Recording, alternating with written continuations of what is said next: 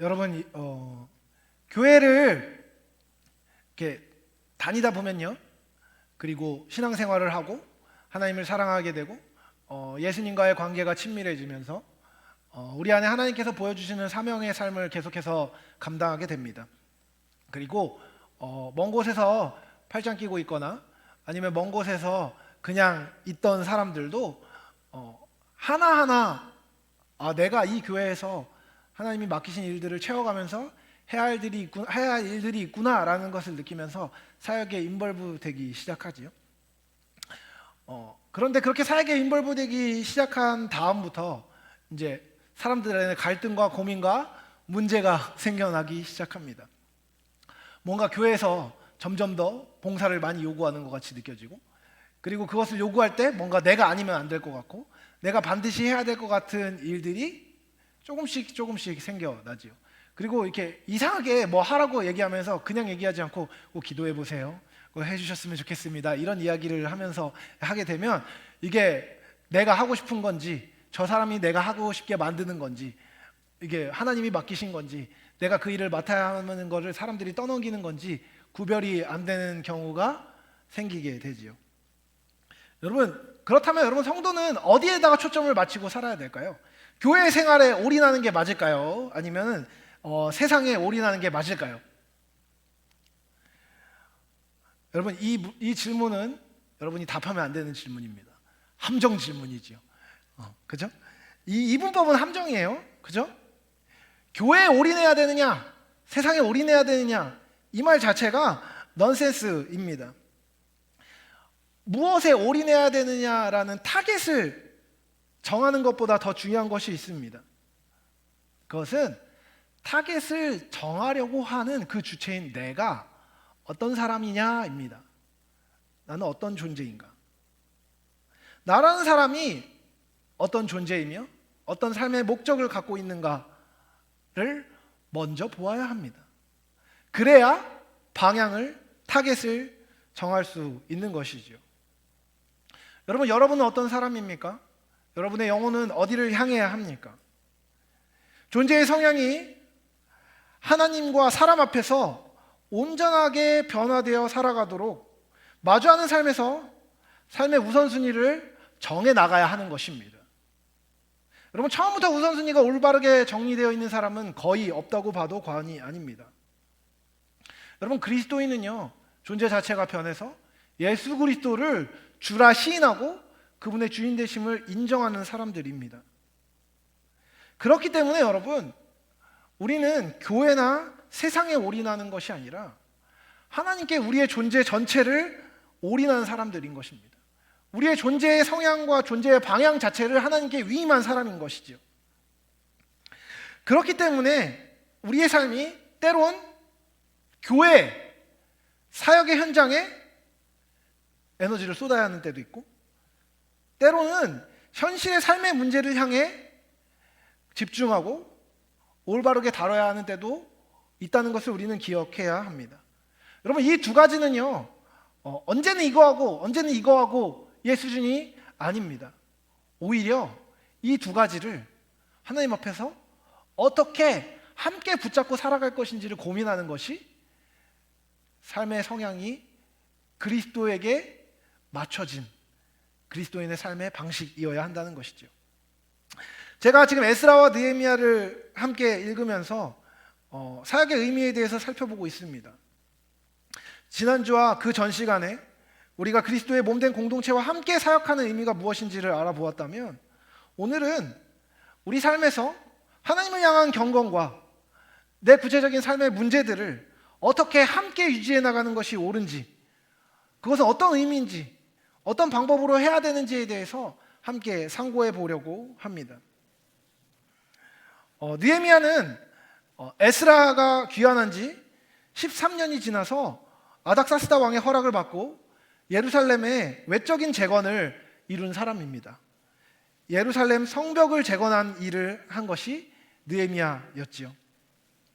예루살렘 성벽은 주전 586년 바벨론 제국에 의해서 함락되고 무너진 뒤 141년이 지났습니다.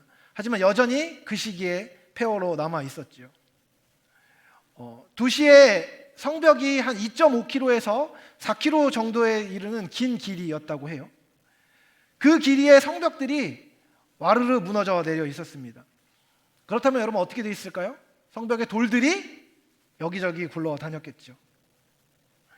그 거대한 돌들이 무너져서 도시를 둘러싼 가파른 골짜기에 뒹굴고 있었습니다.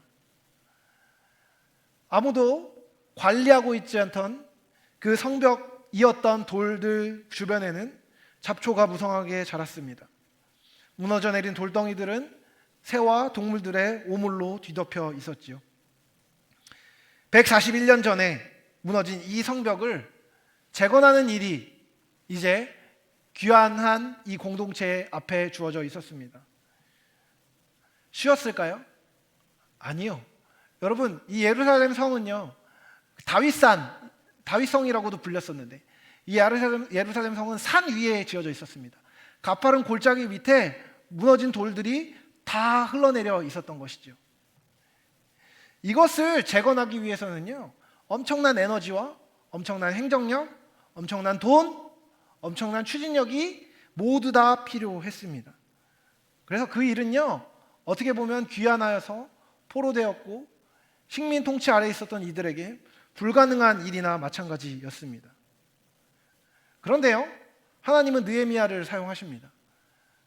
그래서 이 탁월한 하나님의 사람을 통해서 이 성벽이 52일 만에 재건됩니다. 그 이야기가 느헤미야서에 기록되어 있는 것이죠. 오늘 읽은 본문 앞쪽에 있는 1장에서 3장은요, 성벽 재건이 시작되는 이야기를 묘사합니다. 이 부분이 이번 주에 나눠드리는 묵상집에 잘 기록되어 있으니까 꼭 보시고요. 하나님의 사람 느헤미야가 아닥사스다 왕의 허락을 받고 지원을 받아서 돌아오게 됩니다. 하나님의 도우심으로 이 일이 멋지게 시작되지요. 사마리아 지역 총독인 산발랏이 이 일을 듣고 화를 냈지만, 그리고 거짓말을 했지만, 유다 사람들을 비웃고 방해했지만 이 일은 이루어집니다. 그 성벽은 여호가 올라가도 무너지겠다고 조롱한 암몬 사람 도비아도 있었습니다. 그리고 그들을 멸시했던 사람들이 많이 있었습니다. 반대가 일어났던 것이죠. 이 반대의 직면에서 이 귀한 공동체는 계속해서 기도하며 일을 진행했습니다. 기도하면서 별말 없이 공사를 계속 진행하자 여러분, 대적들은요, 더 많은 사람들을 끌어들여서 더 많이 방해하고 공격했습니다. 그리고 단순히 말로만 공격하는 거에서 넘어서서 이제 저 사람들이 저 성벽을 지으면 우리에게 불이익이 있을 것이고 바벨론 왕국으로부터 오는 압박을 우리가 견딜 수 없을 것이기 때문에 행동하여서 저것을 방해하자는 이야기까지 나옵니다. 대적들은 쉬지 않고 이 일을 방해하려고 공작을 꾸며냈습니다. 하지만 귀한 공동체의 백성들은 하나님께 엎드려서 기도했을 뿐만 아니라 동시에 밤낮으로 파수꾼을 두어 방비합니다. 그것이 오늘 본문의 내용입니다. 여러분, 이렇게 밤낮으로 지쳐가면서 계속해서 일을 하면 어떻게 될까요? 당연히 힘들 것입니다. 그리고 그 일을 하고 있는 옆에서 계속해서 비방의 말이 들리면 어떻게 될까요? 낙담될 것입니다. 그 낙담되게 하는 그 대적들의 말은요, 그들의 태도는요, 너무나도 거칠었습니다. 그래서 유다 사람들은 위협을 느끼고 불안함을 느끼고 낙심했습니다. 아직도 할 일이 많은데도 불구하고 이제 이 상태로는 안 되겠다, 우리 포기하자라는 말들이, 부정적인 말들이 이 공동체 안에서 터져나오기 시작합니다. 이 대적들은 공사 현장을 덮쳐서 공사하는 자들을 죽이겠다는 협박까지도 계속해서 행합니다. 거기다가 대적들이 사는 사마리아 인근에 정착한 유다 백성들은 공포에 떨며 자기들을 도와달라고, 지금 성벽 짓는 일을 할 때가 아니라고, 우리가 죽게 되었다고 계속해서 요청을 했습니다. 이때 느헤미야가 한 것은 무엇이었죠? 백성들에게 병기를 나눠줍니다. 그리고 사기를 진작시켜 주었습니다. 대적들을 두려워하지 말라고 이야기합니다. 하나님이 계시기에 하나님을 경외해라. 하나님을 두려워하며 형제와 자녀, 아내와 집을 위하여 싸우라고 독려했습니다. 여러분, 진짜 힘들고 빡세 죽겠는데 지도자인 느헤미야는 지칠 때가 아니다, 일해야 된다, 일중심인가요? 일해야 된다, 사역해야 된다, 온전하게 이것을 이루어야 된다라고 이야기하면서 계속해서 백성들을 격려합니다. 절반은 무장하여 지키게 하였고 한 손에는 연장을 들고 다른 한 손에는 창과 칼을 들고 성벽 건축의 사명을 진행할 것을 이야기하였습니다. 그리고 오늘 본문이 마무리된 것이죠. 여러분, 오늘 읽은 본문을 제가 길게 설명드린 이유가 있습니다. 이와 같은 삶의 양태가요, 비단 2, 3천 년 전에 있었던 그 상황에만 있는 일이 아니라는 것입니다. 그리스도인의 삶에는요, 언제나 싸움이 있습니다. 언제나 방해가 있습니다. 한 손으로는 하나님께서 주신 사명을 감당하며 주께서 주신 모든 은혜의 수단을 따라 열심으로 은혜를 받고 섬겨야 합니다. 우리 삶의 현장에서 해야 되는 일들과 교회에서 하는 일들을요, 열심히 해야 합니다. 하지만 여러분, 다른 한 손으로는요, 우리가 영적 병기를 잡고 대적과 싸워야만 합니다. 우리의 싸움은 여러분 영적인 것입니다. 눈에 보이지 않는 영역 안에서의 가치의 싸움입니다. 우리가 주의 교회를 세워가려고 할 때 여러분, 대적들은요 쉬지 않습니다. 방해를 쉬지 않습니다. 특히나 교회의 사역과 기독교의 가르침을 붙들고 사는 삶을 살아가려고 할 때 겪는 반대 그리고 박해는요, 생각보다 훨씬 크고 상상을 초월합니다. 여러분, 그리스도인은요, 여러분이 정말 그리스도인이라면, 우리가 정말 그리스도인이라면요, 그는 하나님을 경외하는 삶을 살게 됩니다. 하나님이 살아계시기 때문에 하나님이 살아있음을 아는 사람처럼 사는 것이죠. 제가 자주 하는 표현처럼 하나님이 살아있는 것처럼 사는 것입니다. 그래서 하나님을 알지 못하는 세상과 다르게 하나님과 사람 앞에서 부끄럽지 않기 위하여서 정직하게 살아야 합니다. 의롭게 살아야 합니다. 사람의 외양을 보지 않고 중심을 보기 위해 애쓰고 공평하게 사람을 대해야 합니다. 여전히 연약하지만 그것을 위해 노력해야지요. 마음이 넓어서 다른 사람을 품고 살아야 합니다. 사랑해야 하지요. 나눠야 하고, 때로는 용납하지 못하는, 다른 사람들이 용납하지 못하는 사람을 용납하고 껴안아야 합니다. 용서하고 치료하고, 또한 자신의 잘못을 깊이 인정하고 용서를 구할 줄도 알아야 합니다.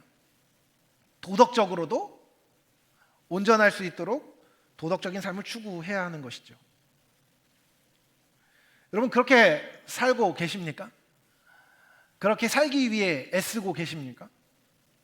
여러분, 그렇게 살려고 해보면 어떤 거를 겪게 됩니까?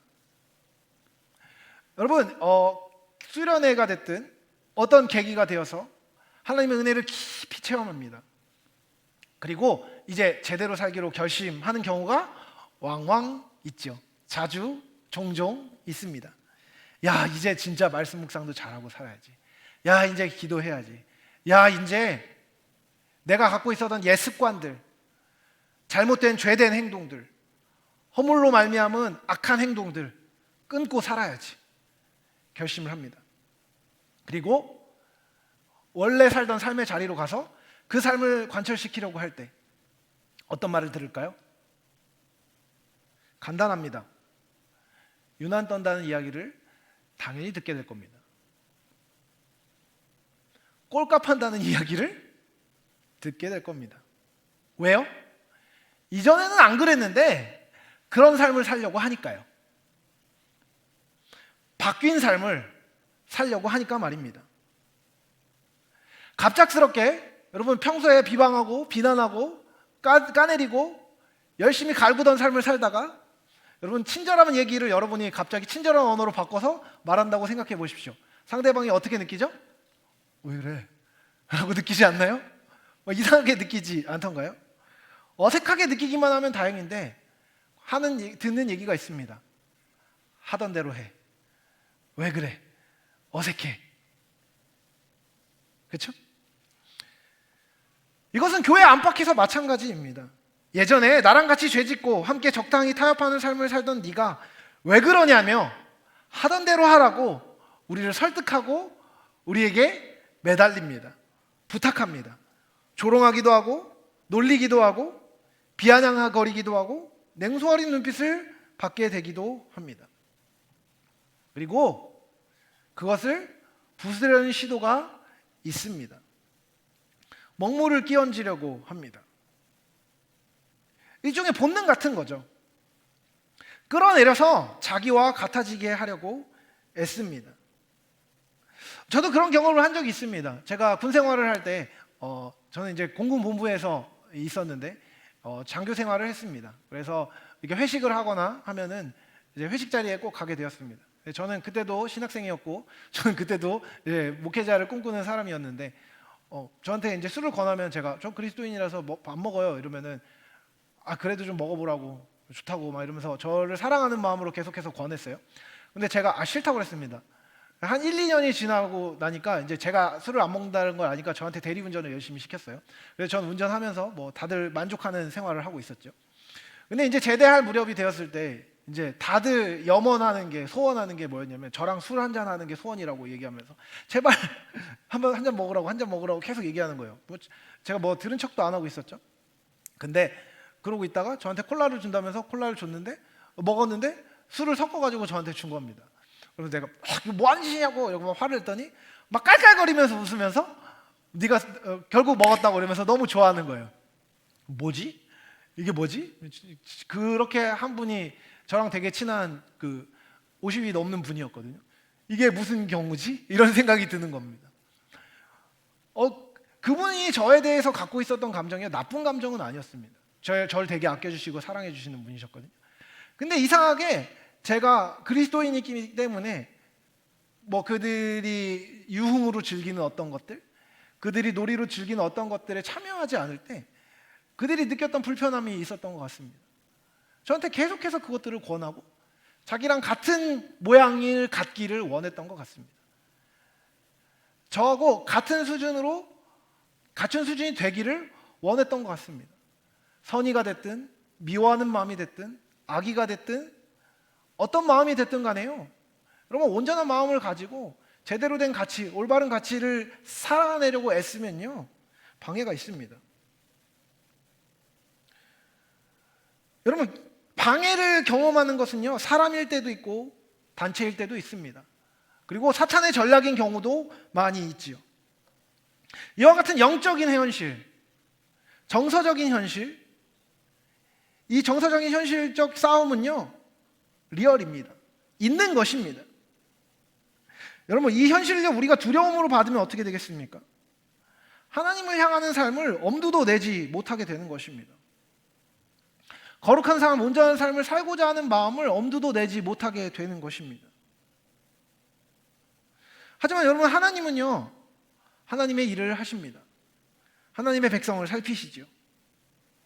여러분 우리는요 그 싸움을 이길 수 있습니다. 이길 수 있다는 그 믿음이 이 상황을 향해 나아가는 시발점입니다. 하나님께 맡기는 믿음 말이죠. 여러분 우리가 교회를 다니고 있다면 그리고 그와 같이 하나님께 맡기는 참된 믿음을 갖고 있으면 우리 삶에 있는 현실적인 문제들이 단박에 사라질까요? 먹고 사는 문제를 해결하지 않아도 됩니까? 하나님이 갑자기 우리 통장에 자동이체로 생활비를 따박따박 넣어주시기 시작합니까? 믿음으로 사는 삶을 살 때요? 아닙니다. 성도는요, 저와 여러분은요 모두 정당한 직업을, 올바른 직업을 소유하고 하나님과 사람 앞에서 그 직업 윤리에 부끄럽지 않게 최선을 다하며 살아가야 합니다. 믿지 않는 사람들과 부대끼지 않고 홀로 독야청청하며 고고하게 살아야만 하는 것입니까? 아닙니다. 전혀 아닙니다. 그들과 함께, 우리의 이웃인 그들과 함께 사랑하며 살아야 하는 것이죠. 부자, 빈자, 지식인이건 아니건, 잘 나가는 사람이건 아니건, 불우하건 행복하건 우리는요 현실을 살아야 합니다. 우리의 삶은 반드시 해내야 되는 실질적인 삶의 필요들이 있습니다. 이것은 실생활과 믿음의 일들을 모두 포함합니다. 여러분, 그 일들은 하나님이 허락하지 않으신 일입니까? 우리가 붙잡지 않아도 되는 일인 것입니까? 아닙니다.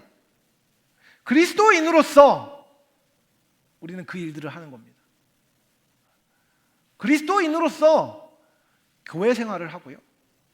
그리스도인으로서 사회생활을 하는 겁니다. 적대적이고 우리가 가진 가치를 비웃는 세상에서와 비웃지 않는 사람들과 함께 말이죠.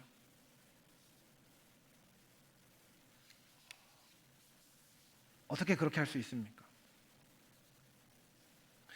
여러분, 그리스도인이 된다는 것에 대해서 여러분은 어떻게 이해하고 계십니까?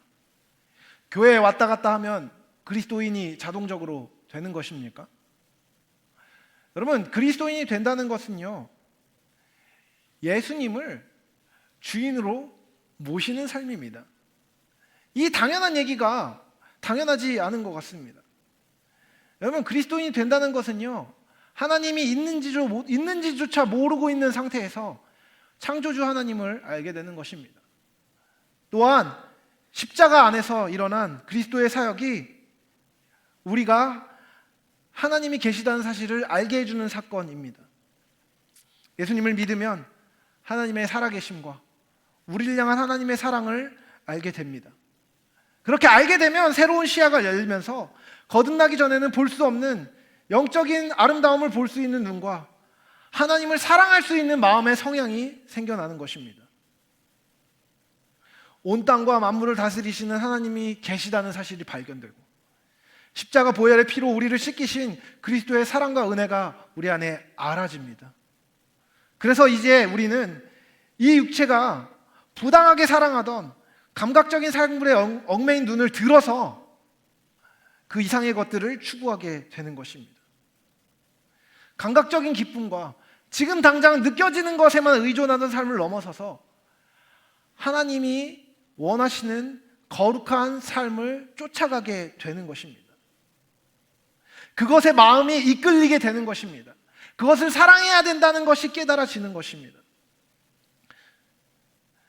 눈에 보이지 않는 것들이 정말 가치 있다는 것을 알게 되고 그 참됨을 위해 눈에 보이는 세상 안에서 보이지 않는 가치를 선택할 수 있는 담대함이 예수 그리스도를 믿는 믿음을 가진 성도에게는 생겨나는 것입니다. 여러분, 그와 같은 존재의 변화를 경험했을 때 비로소 그리스도인다운 삶을 살고 싶어지는 것입니다. 그리고 심지어 그 삶을 살고 싶어졌을 때조차 우리가 알아야 되는 것은요, 그 삶은 언제나 강물을 거슬러 올라가는 삶이라는 것입니다. 반대가 있다는 것입니다. 그와 같은 가치 지향은 반드시 충돌을 야기시킨다는 것입니다. 그 충돌과 어려운 가운데 우리는 하나님을 알고 하나님을 알리는 삶을 사랑과 거룩이라는 방법으로 살아내야 하는 것이죠. 여러분, 이를 위해서 우리는요, 우리에게 주님께서 주신 도구를 보아야 합니다. 여러분, 오늘 본문에서 그런 치열한 삶의 현장에서, 전투의 현장에서 주어진 것이 무엇이었습니까? 하나는 쟁기였고 하나는 창과 칼, 병기였습니다. 이 쟁기와 병기를 든 시점이 언제였습니까? 성벽을 지어야 하는, 그리고 적이 동시에 오는 시점이었습니다. 여러분, 이것을 우리의 삶으로 취하면 무엇입니까? 교회에서 맡겨진 사역이 있는, 교회에서 이야기하는 하나님의 백성들에게 주어진 거룩한 가치를 지키는 삶이 주어졌으며 그와 동시에 시험 기간인 삶인 것입니다. 그와 동시에 취업해야 되는 삶인 것이죠. 그와 동시에 실습하는 삶인 겁니다. 그와 동시에 인턴을 하는 삶인 겁니다. 그와 동시에 결혼을 준비해야 되는 삶인 것입니다. 그와 동시에 이사를 가야 되는 거죠. 해야 하는 일이 모두 있는 상황인 것입니다. 여러분, 이 백성들이 지어야 하는 성벽을요, 단순히 교회에서 하는 사역으로 여러분 오해하면 안 됩니다. 백성들이 성벽을 지어야 되는 이 상황은요, 거룩한 백성으로서 성도가 살아가는, 지어져가는, 빚어가는 삶 자체입니다. 신앙적인 것뿐만 아니라 삶의 구체적인 일들 말이죠. 토익 점수, 자격증, 학업, 직업, 친구와의 관계, 남자친구, 여자친구와의 관계, 삶을 경영해 나가는 모든 것, 그것이요 성벽을 짓는 일입니다. 여러분, 이것은요 무엇 하나도 진지하지 않은 일이 아닙니다. 책임 있는 삶의 태도를 가지고 해야 합니다. 무엇의 우선순위를 가져야 합니까? 일이 아니라 가치의 우선순위를 두어야 합니다. 성취가 아니라 하나님 앞에 부끄럽지 않은 태도로 정직하고 바르게 사랑을 담아 행동해야 하는 것입니다. 여러분, 이것이요 눈에 보이는 성취보다 훨씬 어려운 것입니다. 눈에 보이는 성취를 당장 쫓아가는 삶은요, 당장 손에 잡히는 것을 얻을 수 있을 것처럼 느껴집니다. 하지만요, 참된 가치를 관철해내는 삶은요, 생각보다 진행이 더딘 것처럼 느껴지기 때문입니다. 하지만 여러분, 이것은요 삶의 구체적인 현장에서 다루어져야 하는 것입니다. 여러분, 교회 사역을 하면서 사역자로서 겪는 유혹이 뭔지 아십니까? 사역을 해나가면서 사역에 빈자리가 생길 때 그럴듯하고 번지르르한 말로 사람들을 속이고 싶은 유혹이 정직하게 있습니다. 시험을 보러 가거나 일을 해야 된다거나 중요한 만남이 있을 때, 중요한 일들을, 개인의 사적으로 중요한 일들이 있을 때, 사역에 중요한 일을 맡고 있는 사람들이 그런 상황이 벌어지면요, 여러분, 사역자로서는 좀 어렵습니다. 힘든 일들이 있죠. 그러면은 제가 당장 하고 싶은 말 중에 하나가 뭐냐면, 주의 일을 우선해서 해야지, 뭐 이런 얘기를 하고 싶은 유혹이 생깁니다. 여러분, 그 한 사람이 빠지면 주님의 일이 이루어지지 않는 것입니까? 그 한 사람을 희생시켜 가면서 주님의 일을 끝까지 해내야 하는 것입니까? 물론 그럴 때도 있을 수 있겠습니까? 그 사람의 부르심이 그런 것이실 수도 있으니까요. 함부로 그렇다 아니다라고 얘기할 수는 없습니다. 하지만 적어도 하나님과 사람 앞에서 공동체의 지도자로서 기도해 보지도 않은 채 그 사람을 사랑하고 그 사람의 삶이 하나님 앞에 온전해지기를 바라지 않는 마음으로 그냥 내 일을 채워내기 위해서 함부로 말하고 싶은 유혹은 분명 거짓된 것일 겁니다. 성도 한 사람 한 사람의 삶은 중요합니다. 그 성도 한 사람 한 사람들의 삶이 함께 모여서 하나님을 향해 나아갈 때 자신의 것을 누가 내어주라고 강요해서가 아니라 하나님 앞에서 기도하고 자신이 헌신해야 할 바를 정해 나가며 하나하나 공동체가 지어져 나갈 때 공동체가 건강하게 서나갈 수 있는 겁니다. 우리 한 사람 한 사람이 쌓는 벽돌이 이 공동체의 성벽을 짓는 일이라는 것이죠. 여러분, 우리의 삶을 하나님과 사람 앞에서 부끄럽지 않게 하기 위하여서 우리는 참된 가치에 헌신해야 됩니다. 하나님을 아는 삶, 하나님을 알리는 삶, 그 삶을 나의 사역과 내 일상 모든 것에 함께 섞어서 쌓아가야 하는 것이죠. 이것만 중요하고 저것만 중요한 게 아니라요, 이것과 저것을 하는 내가 하나님 앞에서 온전하고 아름다운 가치를 붙잡고 변화된 내가 하나님 앞에서 헌신해 나가는 것이지요. 그 헌신이 우리가 되어 이 공동체의 성벽을 함께 쌓아가는 것입니다. 여러분, 또한 손에 든 병기를 기억해야 합니다. 여러분, 이 병기는요, 적의 공격을 단순히 막아내기 위한 것뿐만 아니라 적이 공격해 올 때 그 적을 소멸할 수 있는 무기여야 합니다. 여러분, 무기는, 성경에서 얘기하는 무기는 무엇입니까? 하나님의 말씀과 기도입니다. 여러분, 하나님의 말씀과 기도는요, 무엇으로부터 무엇을 지키고 무엇으로부터 무엇을 없애기 위한 무기입니까? 거짓된 가치로부터 나의 영혼을 지키고, 잘못된 진리로부터 잘못된 진리를 참된 진리로 잘라내는 것입니다. 우리를 계속해서 속이는 속임 가운데 방해가 있기 때문에 그 방해를 참된 진리로 이겨낼 수 있어야 한다는 것입니다. 여러분, 하나님을 사랑하는 것이 최고의 우선순위입니다. 그리고 그 하나님을 사랑함으로 이웃을 사랑하고, 하나님을 사랑하고 이웃을 사랑함으로 참된 일을 삶의 모든 현장에서 해나가는 것, 그것이 우리의 일인 것이죠.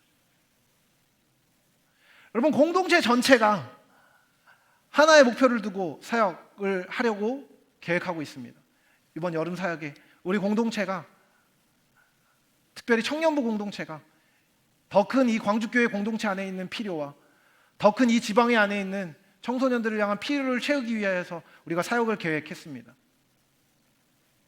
여러분, 이것을 위해서 우리 모두가 헌신해야 됩니다.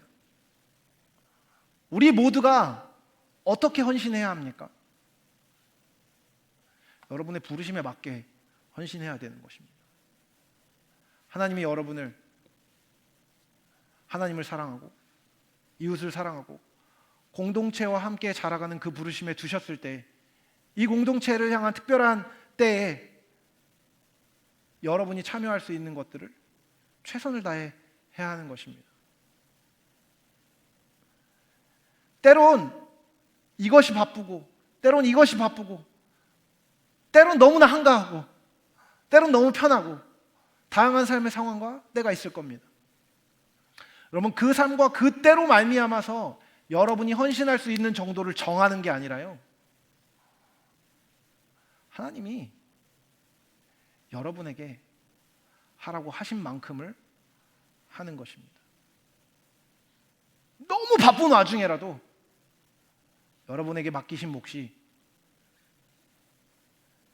여러분의 삶을 다 던지는 헌신이라면 그렇게 해야 하는 것이고, 여러분이 때로는 한가한 와중이라고 하더라도 하나님 앞에서 지금 이 공동체에서의 섬김이 나에게 온당치 않다면 기다리고 때를 구하며 해야 하는 만큼만 하는 것이 옳은 것이지요. 무슨 말인지 모르시겠습니까? 사실요, 이렇게 말하는 저도 좀 힘듭니다. 어지간하면 목사는, 그리고 사역자는, 자, 이걸 하니까 모두 올인해서 다 합시다 라고 얘기하는 게 제일 편한데요, 하나님 그것을 원하지 않으십니다. 하나님은 이 공동체 안에 거룩한 일을 행할 때 그 일에 전함을 가지고, 치열함을 가지고, 온전함을 가지고 분투하며 믿음의 발걸음을 내딛기를 원하시는 것입니다. 그와 같이 온전함을 지키려고 할 때 힘든 일이 있기에, 방해가 있기에 우리는 기도하며 행해야 하는 것입니다. 정신을 차려야 하는 것이지요. 여러분, 특별히 교회 공동체가 어떤 일을 도모하고 사역을 할 때, 특별히 공동체와 개인을 향하여 하나님이 부르셔서 맡기신 사명을 할 때, 그것은요, 내가 여유 있을 때는 하고 개인적인 사정이 있을 때는 미뤄도 되는 것으로 여기면 안 됩니다. 그것이 여러분의 현생보다 중요하기 때문인 것이 아닙니다. 하나님의 일이, 교회에서 하는 어떤 일이 여러분의 직업보다 더 중요하기 때문에 이야기하는 것이 아닙니다. 오히려 여러분, 이 교회와 우리를 향한 거룩한 일들이요, 우리의 현실적인 일이기 때문입니다. 그것은 남의 일이 아니라 나의 일이기 때문입니다. 그것은 높은 우선순위를 가진 여러분의 삶의 현실입니다. 이미 존재가 변화된 이에게 하나님이 맡기신 일은 해야 하는 일이기 때문이죠. 그 일은요, 방해를 이기고 감당해야 하는 일입니다. 오늘날 우리들은 매우 불행하고 하나님의 특별한 보호가 아니면 제대로 된 진리를 듣기 힘든 세상에 태어나 살고 있습니다. 혼탁하고 어지러운 이 모든 세상의 질서는 차치하고서라도 교회 안에서도 복음이 흐려지고 진리에 대한 인식이 흐려집니다. 참된 기독교 신앙은 서서히 잊혀지고 이제 세상의 사상과 섞여진 것들이 들어와서 그 가르침을 그대로 따를 때 구원이 있을까 의심하게 하는 일들이 교회 안에서도 버젓이 이루어지고 있습니다.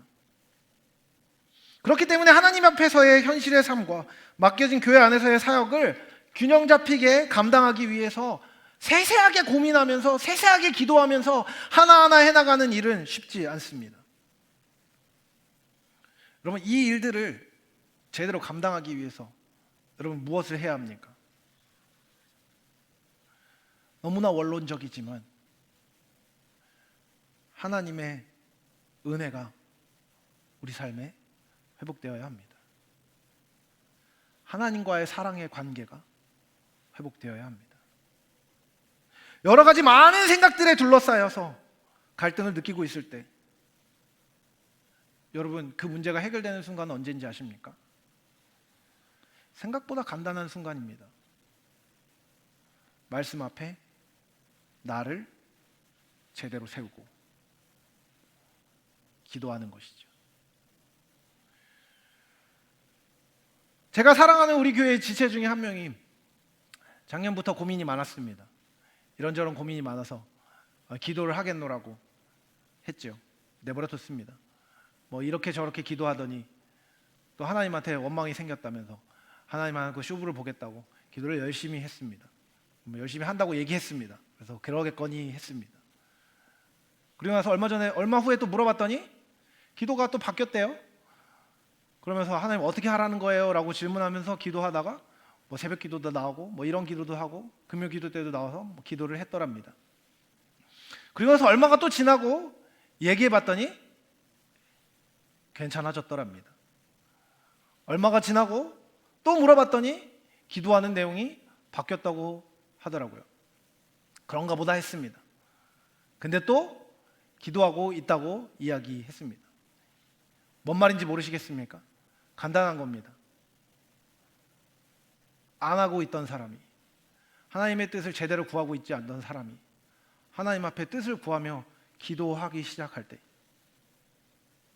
다음 기도의 거리가 생겨나고 다음 회복될 것들이 보여지고 그 회복을 놓고 기도할 때 다른 회복이 다른 인도하심이 생겨난다는 것입니다. 여러분, 결국 여러 가지 고민 가운데 하나님 앞에 와서 조용히 마음을 열고 말씀을 읽고 내가 성경을 읽는 것이 아니라 성경이 나를 읽으시도록 내어드리는 것입니다. 예배의 자리에 왔을 때 마음을 열고 열렬히 은혜를 사모하는 마음으로 찬양과 말씀을 듣는 시간을 향해 나아가는 것입니다. 여러분, 그때 우리에게 바람이 부는 것입니다. 확 불꽃이 일어나는 것입니다. 오랫동안의 침체를 벗고 어둠 속에서 방황하는 날들을 불태우고 나 같은 사람을 위하여서 이 땅에 오셔서 생명을 버리신 그리스도, 이 세상에 악인이 나 하나밖에 없어도 하늘 영광을 버리고 이 세상에 오셨을 그리스도의 사랑을 내가 받은 사람이라는 사실을 깨달아지는 것입니다. 그 사랑이 우리 안에 일어날 때 손에 든 병기와 쟁기를 함께 움직이며 빡세 보이는 그 믿음의 일들을 제대로 할 힘이 생겨나는 것입니다. 그리고 내 삶을 붙드시는 사랑이 계속해서 나를 붙드신다는 것을 깨닫게 되는 것이죠. 길고 긴 이야기 끝에 말씀을 마무리하려고 합니다. 여러분의 삶의 주도권을 주님께 드리십시오. 결국 주님이 여러분을 잘 아십니다. 그래서 날 아시는 주님을 신뢰하며 기질의 한계를 인정하고 그 기질을 하나님의 뜻으로 성화시키며 사는 것입니다. 여러분의 있는 모습 그대로 병기와 쟁기를 들고 구체적인 사명과 삶을 향해 나아가십시오. 특별히 그때는 큰 각오를 가지고 나아가십시오. 그 각오가 여러분의 삶을 세우시는 하나님 앞에 드려질 때 그 각오만 가지고 할 수 없는 놀라운 하나님의 일을 당신의 사랑과 은혜를 통해 해나가시는 그 사역을 여러분 경험하게 될 것입니다. 두 도구를 들고 두 도구를 모두 포기하지 않고 끝까지 마음을 지킬 때 하나님이 하시는 일을 홀로가 아니라 우리가 함께 하게 될 것입니다. 그 경험을 함께하는 저와 여러분이 될 수 있길 사랑하는 주님의 이름으로 축복합니다.